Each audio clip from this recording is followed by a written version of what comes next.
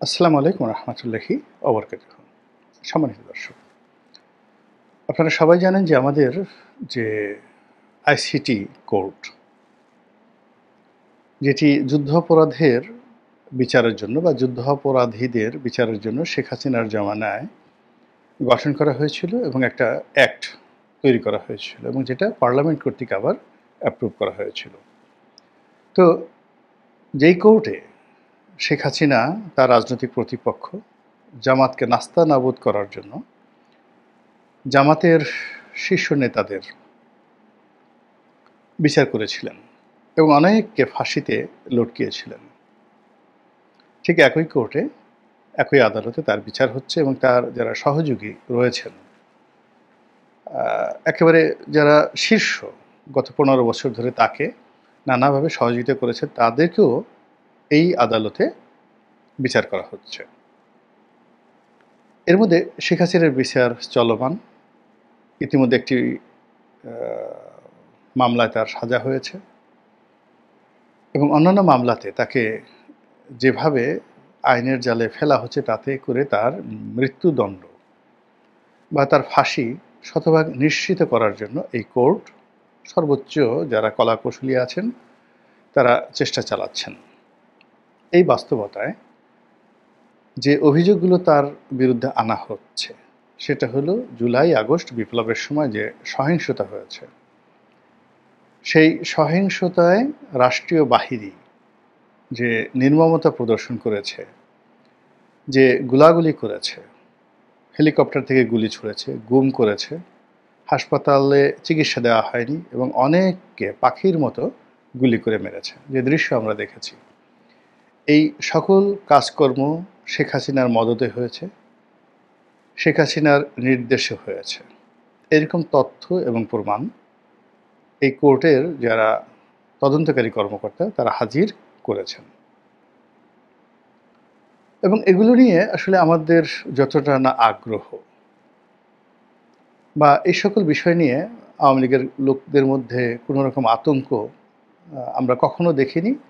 আর এইগুলো নিয়ে শেখ হাসিনার ফাঁসি হবে, তাকে ফাঁসিতে লটকানো হবে, এটা একটা উত্তম কাজ হবে বা দেশে একটা বিরাট বিচার হচ্ছে, এইগুলো না যতটা আলোচিত হয় তার সাথে শত শত গুণ বেশি আলোচিত হয় আজ শেখ হাসিনা কী ভাষণ দিলেন, তারপর তিনি কার সঙ্গে টেলিফোনে কথা বললেন, তিনি বাংলাদেশে কখন টুস করে ঢুকে পড়ার চেষ্টা করলেন, তাকে নিয়ে দিল্লি কি করছে, তিনি কি সেখানে ভালো আছেন নাকি তার অসুখ বিসুখ হয়েছে, তিনি দিল্লি থেকে কি লন্ডন যাবেন না সাইপ্রাস যাবেন, তারপর ইউনিট সরকার কি তাকে ফেরত আনতে পারবে কি পারবে না, এই সব মূলত শেখ হাসিনার যে জীবন এবং তার কর্ম, তার চিন্তা এবং তার চেতনা নিয়েই আমাদের গবেষণা করতে করতে দিন চলে যাচ্ছে। এর মধ্যে আমরা কখনো আতঙ্কিত হচ্ছি, কখনো শিহরিত হচ্ছি, কখনো বিরক্তি প্রকাশ করছি, আর কখনো বলার চেষ্টা করছি যে এখনও শেখ হাসিনা কথা বলে এর কি ভয় ডর নেই, আর এভাবে মানুষ কথা বলে এর কি কোনো অনুশোচনা নেই, আর এমনভাবে কথা বলে এর কি লাজ লজ্জা নেই। আর এই সমস্ত ঘটনা দেখে আমরা অনেকেই, আমাদের যাদের একটু লজ্জা শরম বেশি, আমরা একেবারে লজ্জায় গড়াগড়ি যাচ্ছি। তো এরকম যখন একটা অবস্থা চলছে ঠিক সেই সময় আন্তর্জাতিক দুটো গণমাধ্যম, প্রথমে বিবিসি, এরপরে আল জাজিরা, তারা একটি রিপোর্ট ছেপেছে বা প্রকাশ করেছে। বিবিসির যেটা কেন্দ্রীয় অফিস, বিবিসি ইন্ডিয়া আছে, বিবিসি বাংলা আছে, সারা দুনিয়া আছে, তো এটা বিবিসি বাংলা বা বিবিসি ইন্ডিয়ান নয়, সেটা হলো একেবারে বিবিসি হেডকোয়ার্টার। তারা তাদের যে টেলিভিশন, রেডিওতে নয়, টেলিভিশনে শেখ হাসিনার বিরুদ্ধে একটা প্রতিবেদন প্রকাশ করেছে এবং একই প্রতিবেদনটি আরও তথ্য উপাত্ত দিয়ে আরও স্ট্রং করে শেখ হাসিনাকে ভিলেন বানানোর জন্য, তাকে ফাঁসির মঞ্চে নেওয়ার জন্য ওই আল জাজিরার রিপোর্টটি তৈরি করা হয়েছে।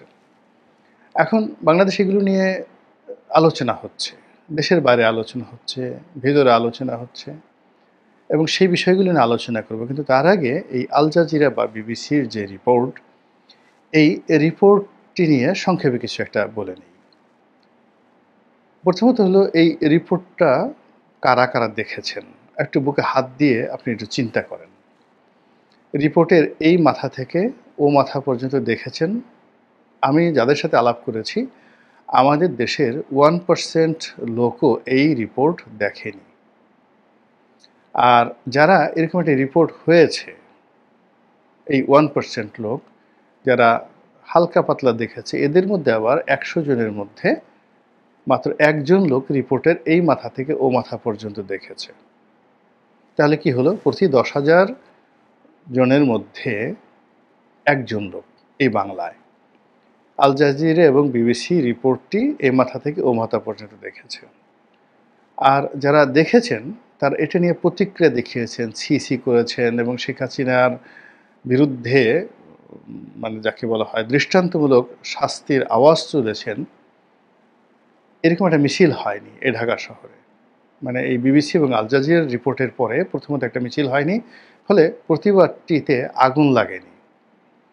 দ্বিতীয়ত হলো, যাদের সঙ্গে একান্তে আলাপ আলোচনা করেছি তারা সবাই বলেছেন এ আর নতুন কি, শেখ হাসিনা ক্ষমতায় ছিলেন, তিনিই তো গুলির নির্দেশ দিবেন, তিনি ছাড়া গুলির নির্দেশ কে দিবেন? তারেক জিয়ার কথায় তো আর সেনাবাহিনী গুলি করবে না, জামাতের আমিরের কথাই করবে না, কিংবা ওবায়দুল কাদের সাহেবের কথায় তো আর পুলিশ গুলি করবে না।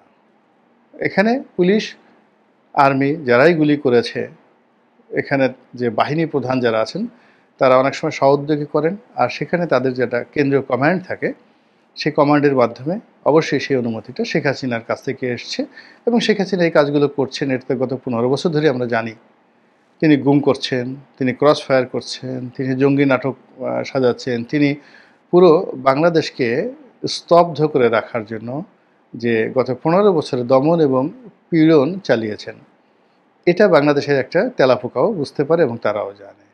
এবং এত কিছু জানার পরেও বিশ্ব গণমাধ্যম, আন্তর্জাতিক অঙ্গন, বিশ্বের যত সব রাষ্ট্রনায়ক, তারা শেখ হাসিনার পিছে পিছে ঘুরেছেন স্বার্থের জন্য, দাবিদারির জন্য, প্রয়োজনে অপ্রয়োজনে। আর এখন ডক্টর মোহাম্মদ ইউনূস এত বড় নোবেল লরিয়েট, সারা দুনিয়া ঘুরছেন। তারপর এই এত ভালো ভালো মানবতাবাদী কাজকর্ম করার চেষ্টা করছেন এই বাংলাদেশে। শেখ হাসিনার বিচারের চাইতে আর বড় কি হতে পারে? কিন্তু কোনো রাষ্ট্রপ্রধান তো তাকে পাত্তা দিচ্ছেন না। কোনো দেশ বাংলাদেশকে নতুন মর্যাদায় উন্নীত করছে না, যে একটা নতুন বিপ্লব হলো, গণতন্ত্র হলো, সেখানে যারা এলেন ক্ষমতায় তারা গণতন্ত্রের মানসপুত্র, তারা বিপ্লবের বরপুত্র, এই সম্মানে অভিহিত করে বিশ্বের কোনো দেশ তো তাদেরকে ওভাবে গণ্য করছেন না। তো ফলে কি হলো, এই যে শেখ হাসিনাকে নিয়ে যে বিবিসি রিপোর্ট বা আল জাজিরা রিপোর্ট, এটা আমাদের জনমনে এটা নিয়ে কোনো যাকে বলা হয় উত্তেজনা নেই, নির্বিকার, ভাবনাহীন। তারা বরং দৈনন্দিন যে তাদের কষ্ট বেদনা, তারপর দৈনন্দিন তাদের যে ক্রোধ, এগুলো নিয়ে তারা ব্যস্ত। সমন্বয়ক নামধারী 5 জন যুবক আওয়ামী লীগের এক সাবেক এমপি তার বাসায় গিয়ে তার স্বামীর কাছ থেকে চাঁদা চেয়েছে এবং তাদেরকে ধরা হয়েছে। এটাই বাংলাদেশের সবচেয়ে বড় খবর। আল জাজিরার খবর, এই খবরের যে গুরুত্ব, তার 1 লাখ ভাগের 1 ভাগও এই বাংলাদেশে আল জাজিরার এই শেখ হাসিনা বিরোধী যে বক্তব্য, এটি যাকে বলা হয় আলোড়ন সৃষ্টি করতে পারেনি। তার চেয়ে যে গুলশানে চাঁদাবাজ, তাকে ধরা হলো, তাকে চড় থাপ্পড় মারা হলো, পুলিশ সে মুখ দেখাতে চাচ্ছে না, পুলিশ তার চুলের মুঠি ধরে বা ঘাড় ধরে বা থুতনি ধরে তার মুখ উঁচু করে এই ক্যামেরার সামনে তুলে ধরছে। এই দৃশ্যগুলো নিয়ে আলোচনা হচ্ছে। তাদেরকে ডিম মারা হচ্ছে, কোর্টে লাঞ্ছিত করা হচ্ছে এবং অন্যান্য যারা জুলাই যোদ্ধা রয়েছে তারা রেগে মেগে একেবারে মানে অস্থির।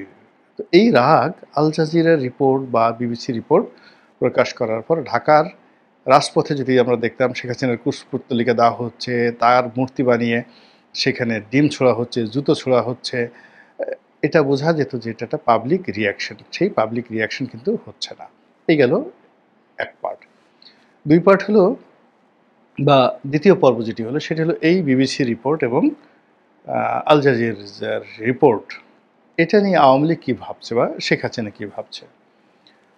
আমার সিক্স সেন্স যেটা বলছে সেটা হলো, এই ধরনের সাংবাদিকদেরকে নিজের দরবারে রেখে তাদেরকে নানা রকম ফুড ফরমাশ দিয়ে গত 15 বছর শেখ হাসিনা কাউকে রাজা বানিয়েছেন, কাউকে প্রজা বানিয়েছেন, কাউকে ভিলেন বানিয়েছেন, কারো জীবন তছনছ করে দিয়েছেন। এরপর তার অনুগত তাবেদার লোকদেরকে দিয়ে তিনি পত্র-পত্রিকা, গণমাধ্যম বের করেছেন। তিনি সাংবাদিকদের প্লট দিয়েছেন এবং তাকে খুশি করার জন্য সাংবাদিকরা তারেক রহমান সাহেবের নাম পর্যন্ত উচ্চারণ করেনি, জামাতের নাম পর্যন্ত উচ্চারণ করেনি। এমনকি মানে বিএনপিপন্থী যে সকল টেলিভিশন ছিল, বিএনপির মালিকদের যে সকল পত্র-পত্রিকা ছিল, জামাতের মালিকদের যে সকল পত্র-পত্রিকা ছিল, সেখানে একবারও বিএনপি জামাতের নাম উচ্চারণ করার মতো মানুষ এই ২০২৪ সনের জুলাই আগস্টে ছিল না। এটা হলো বাস্তবতা। ফলে সংবাদপত্র কি, সাংবাদিক কি, এখানে কিভাবে কাজ হয়, কিভাবে কাজ করা হয় এবং এখানে যা কিছু হয় এটার effect, side effect, after effect কি হয়, এটা রাজনীতিবিদদের মধ্যে শেখ হাসিনার চাইতে ভালো বুঝেন না। কি করে আল জাজিরাকে কেনা যায়, কি করে চাং ভাড়া করা যায়, কিভাবে সাংবাদিকদেরকে ঘুষ দিতে হয়, কিভাবে একটা রিপোর্ট তৈরি করতে হয়, এই পুরো জিনিসগুলো শেখ হাসিনা এবং আওয়ামী লীগের লোকজন তারা যেভাবে মুখস্থ করেছে, যেভাবে তাদের নখদর্পণে, ওভাবে এখন বর্তমান যারা সরকার চালাচ্ছে তারা তাদের কাছে এখনও শিশু, ওই পর্যায়ে যেতে পারেনি। ফলে আল জাজিরার যে রিপোর্ট, এই রিপোর্টটা কিভাবে হয়েছে, এর পিছনে কারা কারা আছে, এর পিছনে কোনো অর্থযোগ আছে কিনা, কত টাকা খরচ হয়েছে, কাকে দেওয়া হয়েছে, কোন চ্যানেলে গেছে, ইত্যাদি জিনিসগুলো যদি কিছু হয়ে থাকে আওয়ামী লীগ এটা মুখস্থ বলে দিতে পারে। তো কাজেই এটা নিয়ে আওয়ামী লীগের মধ্যে কোনো উদ্বেগ উৎকণ্ঠা থাকবে না, এটাই তো স্বাভাবিক। ২ নম্বর হলো যে এই ধরনের রিপোর্ট যখন হয়, এই রিপোর্টের ফলে সেটা ইকোনমিস্ট হোক, আল জাজিরাতে হোক বা টাইম ম্যাগাজিনে হোক, এ থেকে কোনো দেশের সরকার বা বিরোধী দল বা যাদের বিরুদ্ধে হয়, যাদের পক্ষে হয়, তাদেরকে আসলে কোনো লাভ হয়? আওয়ামী লীগ তাদের ইতিহাস থেকে যেটা জেনেছে যে এতে কোনো লাভ হয় না। যারা করেছে, অর্থাৎ যারা বিনিয়োগ করে এই ধরনের কর্মকাণ্ড করে, কাউকে পত্রপত্রিকায় নেতা বানিয়ে, কাউকে ভিলেন বানিয়ে আসলে সেই লোকের একটা পশমও স্পর্শ করা যায় না। সে বরং ডে বাই ডে বেপরোয়া হয়ে পড়ে। আমরা বাংলাদেশের সবাই মিলে বদির বিরুদ্ধে, আব্দুর রহমান বদি ওরফে ইয়াবা বদির বিরুদ্ধে কত কিছু লিখলাম।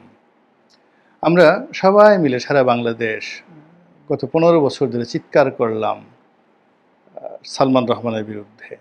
তাকে বানিয়ে ফেললাম, কি বানিয়ে ফেললাম? তাকে বানিয়ে ফেললাম হলো দরবেশ। এরপর আমরা ইসলামের বিরুদ্ধে এত কথা বললাম, আমরা সামিট গ্রুপের বিরুদ্ধে এত কথা বললাম, অন্যান্য অনেক শিল্প প্রতিষ্ঠানের বিরুদ্ধে আমরা নানা কথাবার্তা বললাম, আমরা হারুনের বিরুদ্ধে কথা বলার চেষ্টা করলাম। কিন্তু আলটিমেটলি দেখুন তো এই সমস্ত লোকের একটা পশম কেউ আমরা এখন পর্যন্ত টাচ করতে পেরেছি কিনা? তারা যার যার জায়গায় আগের মতোই আছে, কিছু ক্ষতি হয়েছে তাদের, কিন্তু আবার এই ক্ষতিগুলো পুষিয়ে দিয়েছে। আচ্ছা বলেন তো, বঙ্গবন্ধু স্যাটেলাইট যেটা সালমান এফ রহমানের কোম্পানি চালাতেন, সালমান এফ রহমান চালাতেন, সেটা কি বন্ধ হয়েছে? এলএনজি কারা আমদানি করেন? সালমান এফ রহমান এবং নসরুল হামিদ বিপু তার কোম্পানির টোটাল এলএনজির কাজটা করতেন। এখন সেটা কি তারেক রহমান সাহেব করেন, গিয়াসউদ্দিন আল মামুন করেন বা আব্দুল আল মিন্টু করেন? আমি জানি না, দেখেন, খোঁজ নিয়ে দেখেন। তারপরে আদানির এই কাজ কারা করেন? ওই যে আপনারা বলছেন যে রূপপুর পারমাণবিক বিদ্যুৎ কেন্দ্র, তার এজেন্ট টিউলিপ সিদ্দিকী, সেখান থেকে ৬০,০০০ কোটি টাকা তারা কমিশন নিয়েছেন, ভালো কথা, মেনে নিলাম। তো সেই জায়গাটা এখন এনসিপির কেউ ঢুকতে পেরেছে? তাহলে এই যে এত অপপ্রচার, এত বিজ্ঞাপন, এত দুর্নাম, এত বদনাম, আলটিমেটলি যাদের বিরুদ্ধে করা হচ্ছে তাদের একটা পশমও এখন পর্যন্ত আমরা স্পর্শ করতে পারিনি। এটা হলো রিয়ালিটি। ২ নম্বর হলো যে পত্রপত্রিকা আপনার যাই আসুক না কেন, সংবাদপত্র যাই আসুক না কেন, যখন আদালতে বিচার হবে সেখানে আপনার ডকুমেন্ট লাগবে, বিচারিক দলিল লাগবে, বিচারিক প্রমাণ লাগবে। এর বাইরে শেখ হাসিনা বা অন্যান্য যে সকল আসামি তাদের একটা পশম স্পর্শ করা যাবে না। এরকম যদি আল জাজিরার মালিক, সিএনএনের মালিক, তারপরে বিবিসির যিনি প্রধান নির্বাহী কর্মকর্তা, তারা যদি বাংলাদেশে এসে কপাল, মানে সে গুতাতে গুতাতে রক্ত বের করে ফেলে, তাতে কোনো লাভ হবে না যতক্ষণ না পর্যন্ত এই সকল মামলার তদন্তকারী কর্মকর্তা তারা উপযুক্ত কোনো প্রমাণপত্র শেখ হাসিনার বিরুদ্ধে দাখিল করতে না পারেন। এমনকি এই ধরনের পত্রপত্রিকার রিপোর্ট সাধারণত এরকম বিচারের ক্ষেত্রে, যাকে বলা হয় সাহায্যকারী দলিল হিসেবে ব্যবহৃত হয় না। এটা মানুষকে শুধুমাত্র উত্তেজনা করা। তৃতীয়ত, এটা আওয়ামী লীগের জন্য একটা শুভ ফল বয়ে নিয়ে আসবে এই কারণে যে এই প্রচার এবং প্রোপাগান্ডার ফলে আওয়ামী লীগের নাম, শেখ হাসিনার নাম সারা দুনিয়াতে ছড়িয়ে পড়বে এবং বলা হচ্ছে যে ইয়েস, তার এখনও গুরুত্ব রয়েছে। ক্ষমতা হারানোর পরে সাধারণত কাউকে নিয়ে পৃথিবী এত মাথা ঘামায় না। তো যেহেতু শেখ হাসিনাকে নিয়ে মাথা ঘামানো হচ্ছে, শেখ হাসিনাকে টার্গেট করে এখনও আন্তর্জাতিক গণমাধ্যমে খবর প্রচারিত হচ্ছে, যেটা সে ক্ষমতায় থাকতেই ব্যবহৃত হতো না। তো কাজেই আগামীতে রাজনীতিতে ক্ষমতার যে রসায়ন, সেখানে শেখ হাসিনার যথেষ্ট গুরুত্ব রয়েছে, ভূমিকা রয়েছে, এবং সেটা যদি না থাকতো তাহলে এই সময়টিতে শেখ হাসিনাকে নিয়ে এইভাবে কেউ রিপোর্ট করতো না। তো কাজেই এই যে এই রিপোর্ট, সেই রিপোর্টের ফলে শেখ হাসিনা যারা বিরোধী লোকজন, তারা নিজেদের অজান্তে তাদের যে আতঙ্ক, তাদের যে ভয় শেখ হাসিনাকে কেন্দ্র করে, সেই ভয়টা তারা প্রকাশ করে ফেলেছে। অন্যদিকে আওয়ামী লীগ এবং যারা রয়েছেন তারা এই ধরনের রিপোর্ট প্রকাশের আগে যেভাবে ভীত সন্ত্রস্ত ছিলেন, এখন এই রিপোর্ট প্রকাশের পর তাদের সাহস অনেক অনেক বেড়ে গেছে। আমাদের দেশে দেখবেন একটা মানুষ কাপড় পরে থাকে, আপনি যে টান দিয়ে তার লুঙ্গিটা খুলে ফেলেন, তো প্রথমে সে একটু লজ্জা পাবে, তারপরে সে কিন্তু ঠিকই উলঙ্গ হয়ে ঘুরতে থাকবে। এখন শেখ হাসিনা গুলি করেছেন, গুলি তারপরে শেষে করার হুকুম দিয়েছেন, তিনি সব কাজের জন্য দায়ী। এটা একটা কভার জিনিস ছিল এবং এই বিষয়গুলো নিয়ে আওয়ামী লীগের লাজ ছিল, লজ্জা ছিল, ভয় ছিল, আতঙ্ক ছিল, এবং সেটা যখন আমরা ওপেন করে দিয়েছি এবং জনগণ বা যারা রাজনীতিতে রয়েছেন তারা যখন এই বিষয়গুলো নিয়ে খোলামেলা আলাপ আলোচনা করছেন, তখন আওয়ামী লীগের যে স্বাভাবিক লাজ লজ্জা, সংকোচ, ভয়, দ্বিধা, শঙ্কা, এই সব জিনিসগুলো কর্পূরের মতো উঠে গেছে এবং তারা এখন বেপরোয়াভাবে বলা শুরু করবে যে হ্যাঁ, ঠিকই তো করেছে, এটা ছাড়া কি দেশ শাসন করা যায়? শাসন করার জন্য তো এই জিনিসগুলো লাগবে।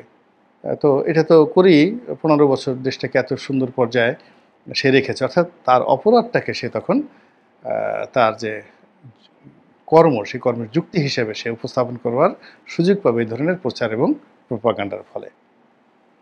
আশা করি যারা এই ধরনের প্রচার এবং প্রোপাগান্ডার শিকার হচ্ছেন তারা, এবং যারা এই ধরনের প্রচার প্রোপাগান্ডার আয়োজন করেন, বিনিয়োগ করেন, তারা সকলেই সার্বিক পরিস্থিতি বুঝে আগামীতে এই ধরনের প্রচার প্রোপাগান্ডার ব্যাপারে আরও সতর্ক হবেন। মহান আল্লাহ আমাদের সবাইকে হেদায়েত দান করুন এবং হেফাজত করুন। আসসালামু আলাইকুম ওয়া রাহমাতুল্লাহি ওয়া বারাকাতুহু।